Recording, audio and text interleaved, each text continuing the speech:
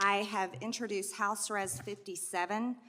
These are articles of impeachment on President Biden for abuse of power in regards to his willingness to use his position of power to aid his son Hunter Biden and their business dealings. Marjorie Taylor Greene has been on Hunter Biden for some time now. Well, we just learned that a federal grand jury is investigating the president's son for violating tax laws and much more. Welcome into TYT's Overruled. I am your host, legal analyst Adrienne Lawrence. The Department of Justice is looking into the business dealings of Hunter Biden. The president's son's taxes are just one area in a broader investigation tied to his international dealings. Per the New York Times, Hunter paid off a quote-unquote significant tax liability in late 2020 that's said to be north of $1 million. These raised eyebrows, but Hunter's failure to pay all of his taxes has been the focus on the ongoing investigation, as has whether he violated FARA, that is, the Foreign Agents Registration Act. It requires that Americans disclose lobbying and public affairs work for foreign officials and political parties. We learned more about the details of the investigation into Hunter's business dealings.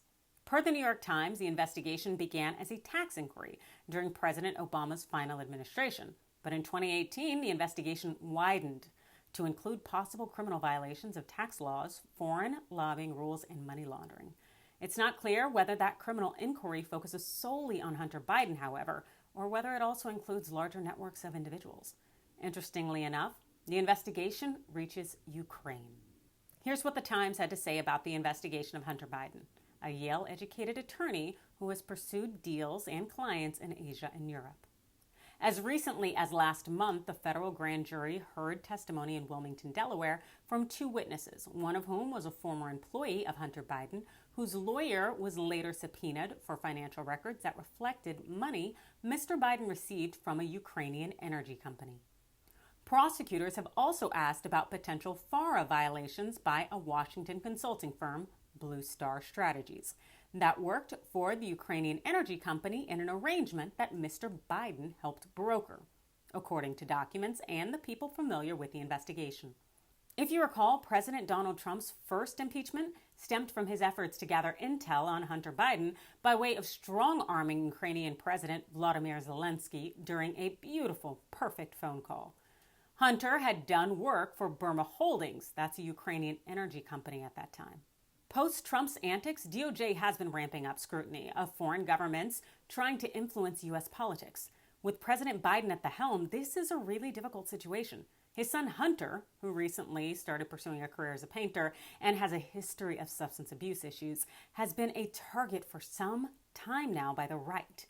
This investigation, however, likely has some legit bases, given that it's been going on across several administrations that are both Republican and Democrat. It's great to hear that Hunter paid his debts, yes, and this does make it harder for DOJ to prosecute him if he did pay his taxes, although generally DOJ doesn't tell a grand jury essentially that the person made their payments, but they don't prosecute it. But it does become questionable as to how he made those payments. Where did he get the money? DOJ is looking into that now, diving into foreign interests and corporate entities that may have aided the 52-year-old. Given that it's likely hard to get a conviction when someone eventually paid their taxes, as I noted, in order to convict Hunter at this point, it would seem that DOJ has to prove that he violated FARA and did so intentionally.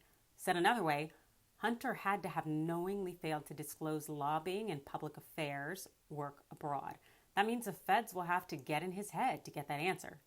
That generally means emails, text messages, and other forms of communication that can show what he knew or did and did not do.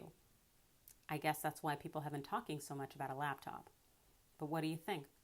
Will we be seeing a prosecution of a president's son during that president's administration? You let me know in the comments below. Hit that like and follow button, and thanks for watching.